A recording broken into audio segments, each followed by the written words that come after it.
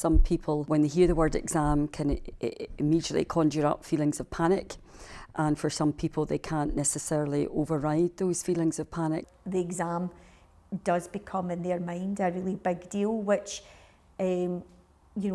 obviously can lead to pressure, and some people respond very well to that kind of pressure and other people unfortunately don't. Sometimes, the preparation beforehand is probably, more important than just on a day. So I believe, you should be assessed over the whole course of the year. Maybe was just a bad day for you. Part of my work is trying to kind of tap into, what makes people anxious. Is it past experience? Is it not knowing what's going to come up? Is it that they're not prepared?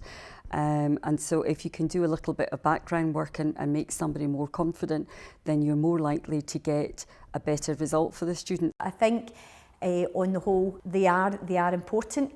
They don't necessarily reflect a pupil's best work, but I think there are some key parts to examinations that are quite essential in terms of life skills. There's a lot of pressure, from family members, from teachers. So basically, I'm not just representing myself, but I'm representing them as well on the day. Studies have shown that, if people are feeling really threatened or very anxious about something and they're worried particularly about an exam, that pressure that they feel will not necessarily give them the best exam results. Research has evidence that because of high levels of cortisol, if you're anxious, some people go into a kind of fight or flight response. Because of that, there's a rush of adrenaline, which can be really good. That can be stimulating for people to get the right answers down. But for some people, that whole process, if they're highly anxious before an exam, there can actually be a real block. All year, I'm kind of motivated to work hard and do well. But during the prelim and exam time, it's just more, it's just more motivated to do well and to make my parents and school happy. I think you see the two sides. I think definitely after the prelims, you do sense that there is, in most cases, a very positive change. They've got a benchmark, they've had a bit of a fright, they know now what they need to do. And there is a kind of sense of motivation that, they now have a goal.